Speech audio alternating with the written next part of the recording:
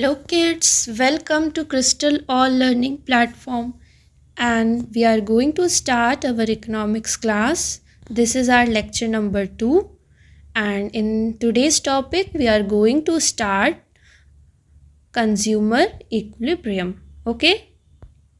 So let's start one by one. First of all, we will understand the definition of consumer equilibrium.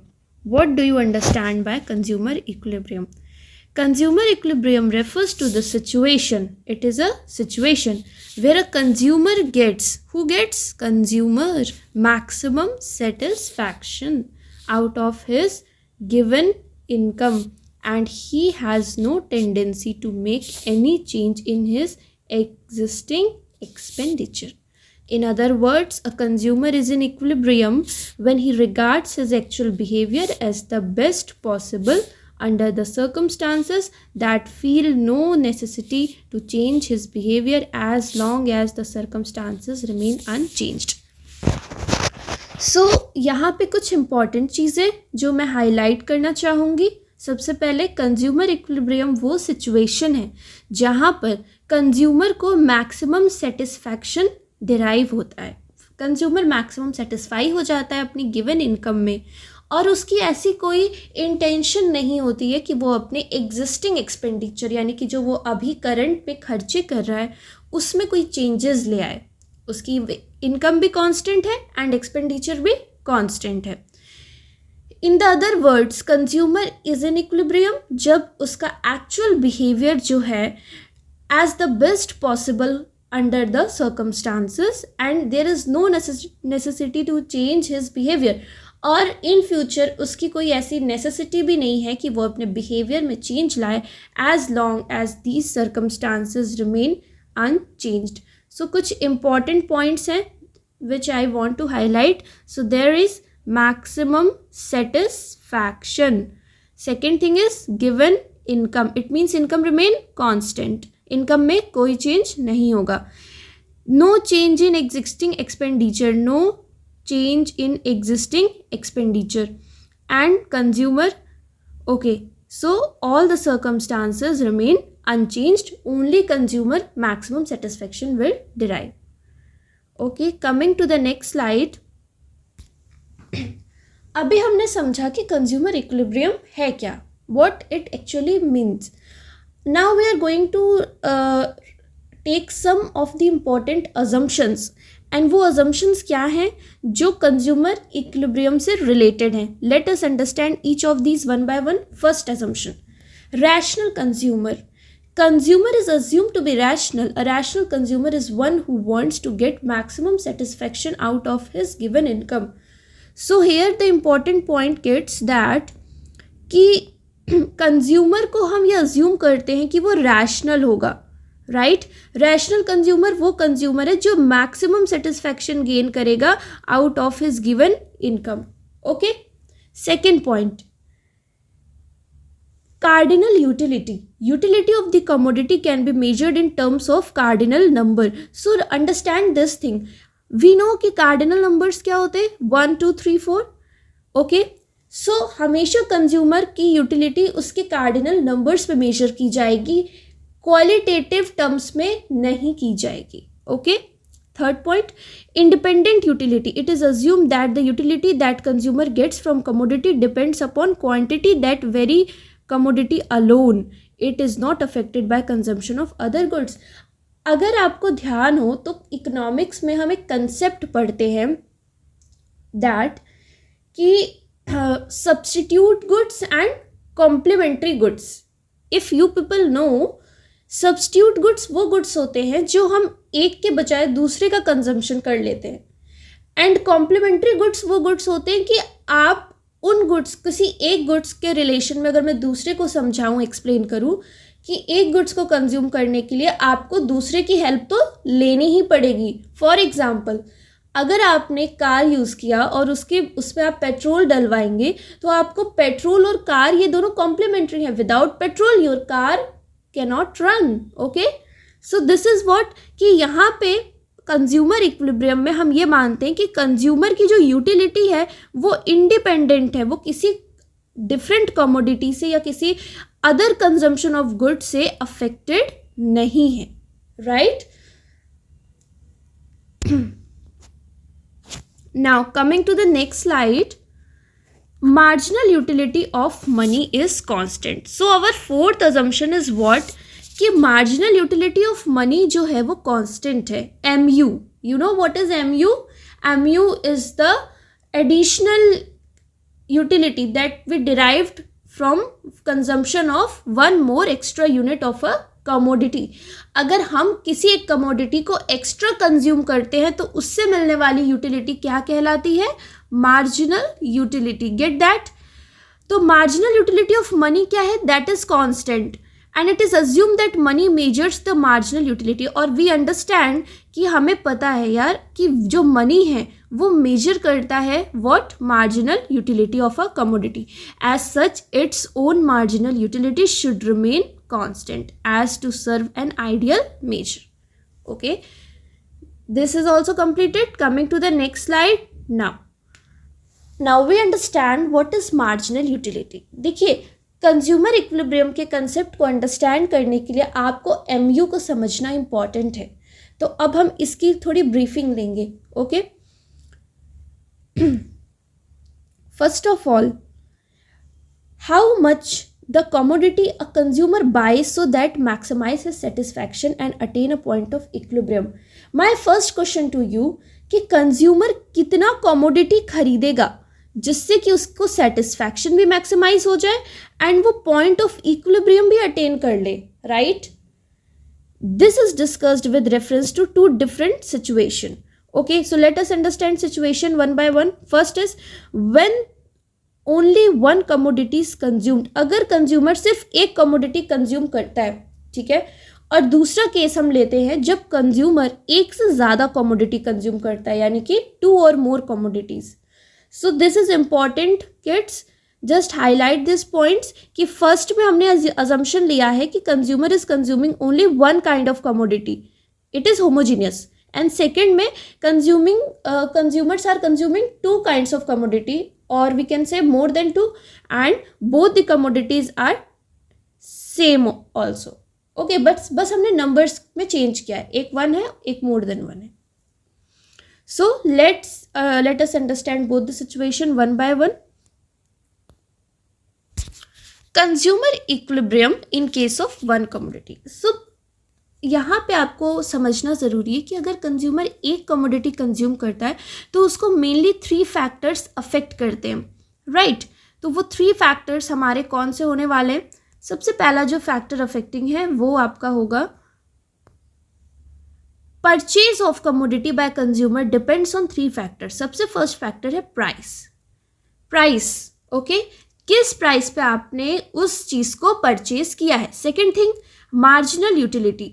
I said कि MU is very important. Consumer equilibrium को समझने के लिए you have to understand the concept of marginal utility. And third thing जो affect करेगा consumer equilibrium को in case of one commodity is marginal utility of money. Okay, so this is marginal and total both, and third one is marginal utility of money. So let us understand marginal utility of money for the consumer utils. Okay, तो आपको ये पता होगा कि हम utility को किस में मेजर करते हैं. डू यू नो कि we had studied in our basics class कि हम यूटिलिटी को मेजर करते हैं यूटिल्स में, और दिस इज़ अ यूनिट जो हमारी यूटिलिटी को डिफाइन करती है. तो यहाँ पे सपोज करिए कि अगर कंज्यूमर चाहता है कि उसको 1 रुपीज़ स्पेंड करना है, 1 rupee, let x be the commodity he intends to buy, और वी आर अज्यूमिंग कि कोई जो कमोडिटी उसे जो चीज़ खरीदनी है उसको, वो उसका नाम एक्स है, और उसने प्राइस क्या लिया है, price of x 4 per unit. यानी कि अगर एक्स की 1 यूनिट वो खरीदता है तो उसे 4 रुपीज़ इंस्टेंटली पे करना होता है. सो हेयर आपको समझना पड़ेगा इस केस में सी. यहाँ पे देखिए कमोडिटी 1 2 3 4 5 6 कमोडिटीज परचेज की, और मार्जिनल यूटिलिटी क्या, मार्जिनल यूटिलिटी को अगर हम देखें टेबल में तो हमें क्या ऑब्जर्वेशन मिल रही है कि फर्स्ट में जब उसने वन कमोडिटी एक्स की ली तो उसकी यूटिलिटी सबसे हायर थी, इट इज़ वेरी हायर, बहुत ज़्यादा थी 20। देन जब उसने सेकेंड यूनिट कंज्यूम करी उसी कमोडिटी एक्स की तो उसकी यूटिलिटी जो है वो थोड़ी कम हो गई, लेस हो गई, okay, so it becomes less than earlier. फिर उसने थर्ड यूनिट्स कंज्यूम करी तो उसकी यूटिलिटी और लेस हो गई, 16 हो गई। फिर 4 यूनिट करी तो और लेस हो गई। एंड एक पॉइंट पे जहाँ पे उसने फिफ्थ यूनिट कंज्यूम किया है, दिस इज फिफ्थ यूनिट जहाँ पे उसने कंज्यूम किया है, आई थिंक इस पॉइंट पे उसकी यूटिलिटी 0 हो चुकी है। It means what does it mean कि अब कंज्यूमर अगर और यूनिट्स कंज्यूम करेगा एक्स की तो now his satisfaction becomes negative. Okay, हमने ये अजम्पशंस लिए, listen kids, these are economics are totally based on assumptions. If there is no assumptions there is no economics. Okay, so assumptions लिया है, that's why हम इसको measure कर रहे हैं किस में, कार्डिनल नंबर्स में। अदरवाइज क्या आप अपने यूटिलिटी को कार्डिनल नंबर्स में मेजर कर सकते हैं?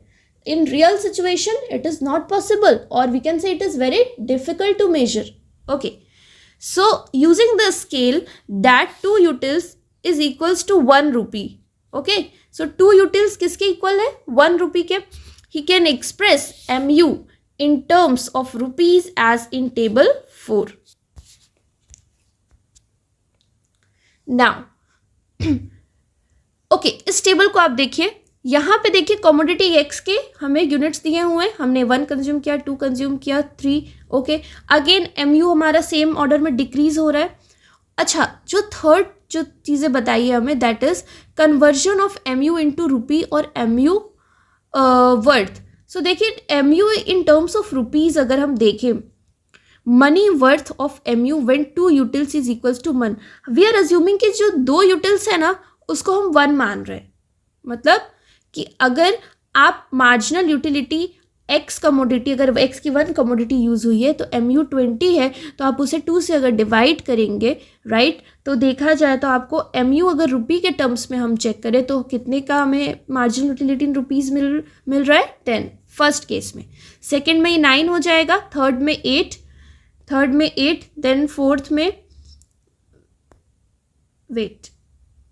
में हमारे पास हो जाएगा फोर्थ में हमारे पास हो जाएगा 4, then 0, then 2.5 and on the other hand अगर आप इसको देखें, अच्छा यहाँ पे आपको अंडरस्टैंड क्या करना है, डिफरेंस क्या है यहाँ पे मैं बताती हूँ। ये यूटिल्स है और ये इन रुपीज़ है, बस दैट्स ऑल।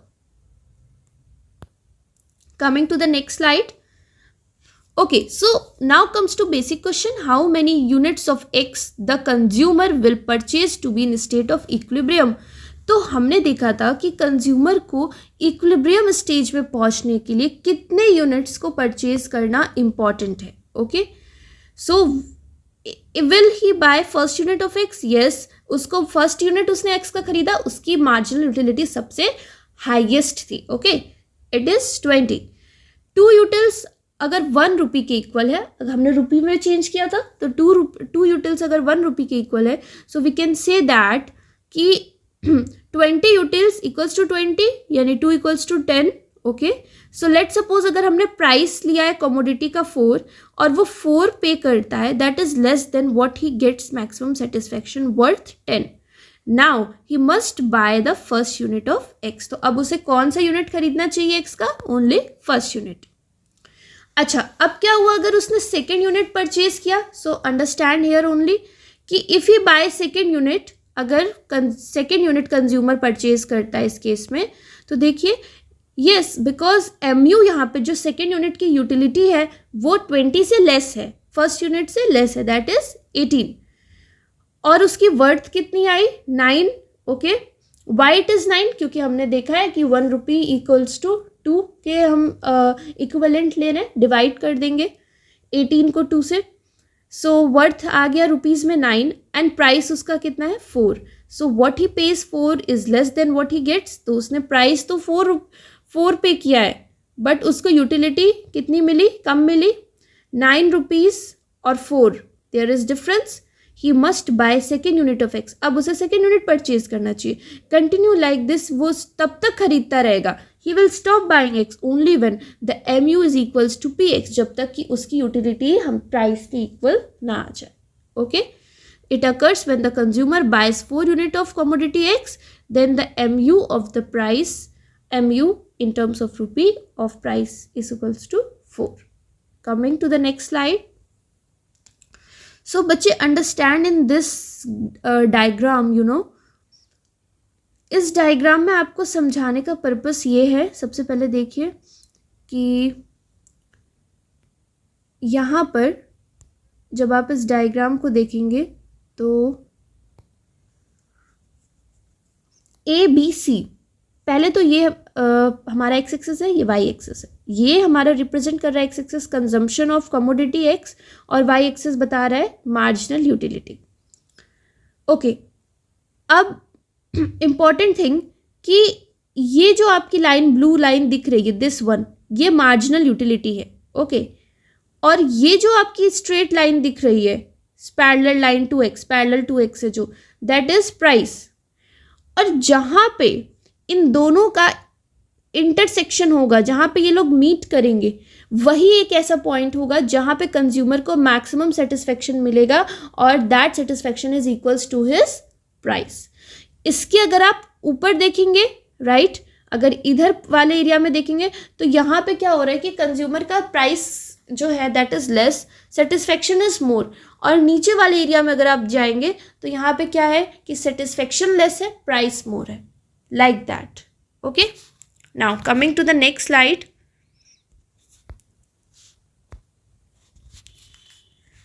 अच्छा, कुछ चीज़ें हमें और जो ध्यान में रखनी है वाइल अंडरस्टैंडिंग दिस टॉपिक. सो वो चीज़ ये है कि फर्स्ट ऑफ ऑल MUX यानी marginal utility of commodity X, MUX downward sloping का है. अभी हमने देखा प्रीवियस स्लाइड में, मैं आपको फिर से एक बार शो कर देती हूँ, नो इश्यूज. ये देखिए, जो कमोडिटी X का ये है हमारा, इसका स्लोप कैसा है, ये डाउनवर्ड स्लोपिंग है. अंडरस्टैंड, इसका जो स्लोप है that is downward, see downward sloping. तो यही हमने फर्स्ट स्लाइड में अपने देखा, फर्स्ट पॉइंट में, कि जो हमारा मार्जिनल यूटिलिटी ऑफ एक्स है वो डाउनवर्ड स्लोपिंग का है, राइट. इसका मतलब ये है कि एक्स डिक्लाइन हो रहा है as consumption of X increases, यानी कि जो यूटिलिटी मिल रही है हमें एक्स से वो कम होती जा रही है जैसे जैसे हम उसका कंजम्पशन क्या कर रहे हैं, इंक्रीज कर रहे हैं. अच्छा, एक चीज़ और देख लेते हैं यहाँ पे. अगर आप इस डायग्राम को ध्यान से ऑब्जर्व करेंगे तो आपको एक चीज़ पता चलेगी कि यहाँ पे देखिए एक्स का कंजम्पशन जो है वो क्या है, कम है. पर यहाँ पे आपका MU जो होगा ना, MU ऑफ एक्स, वो बहुत ग्रेटर होने वाला है. बट जैसे जैसे आप यहाँ पर आएंगे, जब कंजम्पशन इंक्रीज करेंगे कमोडिटी एक्स का, सो इससे मिलने वाली जो मार्जिनल यूटिलिटी है एक्स से, वो क्या होती जाएगी, डिक्रीज होती जाएगी. ओके, तो ये हमारा जो लॉ है कंज्यूमर इक्विलिब्रियम का, ये हमें यही अंडरस्टैंड करवा रहा है कि जैसे ही आप कंजम्पशन इंक्रीज करेंगे आपकी यूटिलिटी डिक्रीज होगी. Price x indicates the market price of the commodity x, और ये फिक्स्ड है for the consumer and taken to be equal to 4. Each point of MUX shows the MUX in terms of money. हर एक marginal utility of commodity x किस में दिखाया जा रहा है, मनी टर्म्स में.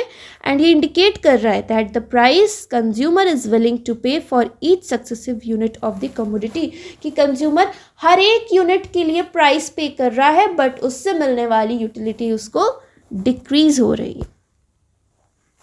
Fourth point, equilibrium is stuck at point C point पे हमने देखा इक्विलिब्रियम स्टक हो जाएगा when the price he is willing to pay exactly equals to the price what he actually pays. In state of equilibrium the consumer buys 4 unit of commodity x. Okay, now coming to the next slide. अब हम इन दोनों equations को अगर relate करें बच्चा, सो इसमें हमें समझ में ये आता है कि देखिए, relating to the relating to the equation 1 and 2 को रिलेट करिए आप. Situation that consumer buy both commodity X and Y. अगर कंज्यूमर दो कमोडिटीज़ खरीदता है एक्स और Y, so we can state this equilibrium in following situation. ऐसे इसको समझना है इन सिचुएशंस में जहाँ पे mu upon P X mu y upon P Y equals to MUM. इसको आपको एक चीज़ मैं और एक्सप्लेन करती हूँ, वेट. सिंपल हम कहें तो MUX upon PX equals to MUY upon PY price is equals to marginal utility of both the goods. अगर हम मार्जिनल यूटिलिटी एक्स कमोडिटी का उसके प्राइस ऑफ एक्स से डिवाइड करा देंगे और मार्जिनल यूटिलिटी वाई कमोडिटी का उसके सिंपल प्राइस से डिवाइड कराएंगे, तो हमें जो मिलने वाली यूटिलिटी है, टोटल यूटिलिटी, वो क्या हो जाएगी? It will remain equivalent to marginal utility of M. अब यहाँ देखिए, अगर हमने 2 यूनिट कंज्यूम किया है, लेट सपोज हमने 2 यूनिट्स कंजम्पशन की है, इस केस में 2 commodities. In case consider a situation जहाँ पे कंज्यूमर बाय कर रहा है commodity X and commodity Y at his given income, तो वो कितना इक्विलिब्रियम का स्टेज क्या होगा इस केस में? सो इन केस ऑफ 1 कमोडिटी, अगर कंज्यूमर एक्स कमोडिटी परचेज कर रहा था तो यहाँ पे उसको मिलने वाली इक्विलिब्रियम ये थी. ओके. लाइकवाइज अगर वो वाई परचेज करेगा तो वाई से मिलने वाली कुछ जो कमोडिटी है कि मीन्स यूटिलिटी है, उसकी इक्वेशन ये बनेगी MU y divided by price of y, okay, equals to MUM. Now present the simplified tabular illustration of equilibrium. तो यहाँ पे अब आप इसको अगर प्रेजेंट करेंगे, so it comes to like that. Now you can see that कि marginal utility of commodity X when another commodity X is purchased or when another rupee is spent, likewise MU of the commodity Y when another unit of the Y purchased when another rupee is spent on Y. तो हमने देखा कि इसकी जो equation बनेगी वो किस तरीके से बनेगी. Now coming to the next slide. So देखिए यहाँ पर आप अब इसको समझना इम्पॉर्टेंट है. सबसे पहले कमोडिटी 1 2 3 4 कंज्यूम कर रहा है, तो अगर कमोडिटी 1 अगर वो कंज्यूम करता है लेट सपोज एक्स की, तो उससे मिलने वाली यूटिलिटी उसको कितनी है? 25, देन 20, 15, 10, 0. ओके. जब वो वाई पे आता है तो यूटिल्स में हम देख रहे हैं, not in rupee. Okay, remember this thing. तो वाई की अगर उसने एक कमोडिटी की कंजम्पशन की 30 है, देन कितनी? 26, फिर 10, फिर 2, फिर 0. आपने एक चीज़ नोटिस की, देखिए आप जब एक्स कमोडिटी कंज्यूम कर रहे हैं और उन कमोडिटी का कंजम्पशन इंक्रीज कर रहे हैं, तो ऑब्वियसली मार्जिनल यूटिलिटी तो डिक्रीज हो रहा है, एक कांस्टेंट फॉर्म में हो रहा है. 25, फिर 20, फिर 15, फिर 10. But on the other hand आप वाई का कर रहे हैं, सो ये कांस्टेंट नहीं है. 30, देन 26, गैप कितने का है यहाँ पे? 4 का. देन 10 पे आ गया, 2, 0. ओके. अब देखिए, so equilibrium condition with respect to consumption of X and Y, जो हमारी डिराइव होगी equation, that is MUX upon PX equals to MUY upon PY. As I said earlier, मैंने आपको पिछले स्लाइड्स में दिखाया लिखकर. और प्राइस ऑफ एक्स और वाई इक्वल्स टू 1. तो कंडीशन ये बनती है कि MUX मार्जिनल यूटिलिटी जो एक्स की है वो मार्जिनल यूटिलिटी वाई के इक्वल हो जाएगी. On the other hand, it occurs when consumer purchase 4 units of commodity X and 3 units of commodity Y. So correspondingly to this combination X and Y, the consumer maximize his satisfaction. वो consumer ऐसा combination बनाएगा X और Y के purchase करने से जिससे कि वो मैक्सिमम सेटिस्फैक्शन ऑब्टेन कर सके. सो आप यहाँ पे इस डायग्राम में देख सकते हैं. Okay,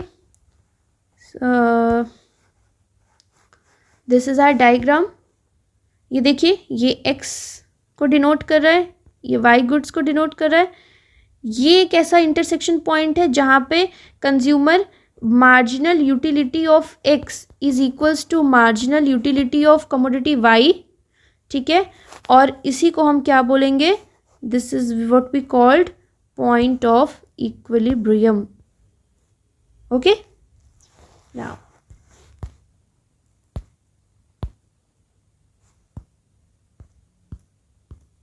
so this is our last topic. Okay, and by the time we will end the session, the figure reveals about the fact. आपको फिगर जो है वो किन किन फैक्ट्स के बारे में बात करता है. सी,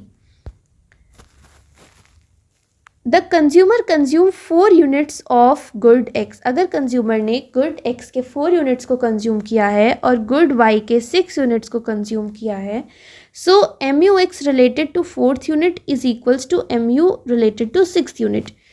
अगर आपने 4 यूनिट्स एक्स का कंज्यूम किया, 6 यूनिट गुड वाई का कंज्यूम किया, तो आपको मार्जिनल यूटिलिटी एक्स से डिराइव होने वाली इक्वल होगी मार्जिनल यूटिलिटी जो आप वाई से डिराइव करेंगे 6 यूनिट के. Consumer is struck when M U Y is equals to M U X. और कंज्यूमर यहाँ पे ही रुक जाएगा. ओके, जब उसका एम यू वाई इक्वल हो जाएगा एम यू एक्स के, और ये पॉइंट क्यू पे अकर होगा where M U X and M U Y line intersect each other. अभी अभी मैंने बताया कि जहाँ पे दोनों लाइंस की इंटरसेक्शन पॉइंट होती है वहीं पर क्या होता है कि पॉइंट ऑफ इक्विलिब्रियम डिराइव होता है. Summing up two commodities case, we can state that consumer strike his equilibrium when he is in a state of equimarginal utility. Kids, this word is so much important. Equimarginal utility की बात भी हम करेंगे कुछ time बाद, और ये बहुत इम्पॉर्टेंट कंसेप्ट है, तो इसको अंडरस्टैंड करना बहुत ज़रूरी है. तो कंज्यूमर का क्या है कि कंज्यूमर इक्विलिब्रियम में होगा. ठीक है, तो हम उस स्टेट को, जिस स्टेट पे वो है, उसको इक्विमार्जिनल यूटिलिटी बोलते हैं. और ये कैसे अकर होता है? This occurs when the last rupee spent by him yield equal marginal utility. जो उसने अपनी लास्ट रुपी स्पेंड की होगी ना कमोडिटी पे, उसे स्पेंड करके उसे इक्वल मार्जिनल यूटिलिटी डिराइव होगा, weather he spend it on commodity x और ऑन गुड वाई. फिर वो एक्स पे करे या वाई पे करे, बट उसने जो लास्ट रुपी स्पेंड किया है उससे जो उसे इक्वल मार्जिनल यूटिलिटी मिला है उसी को हम कहते हैं, this is known as law of equi marginal utility. इसको और briefly I will explain in our next class. Okay, so तब तक के लिए revise all these topics, and okay students, goodbye to you.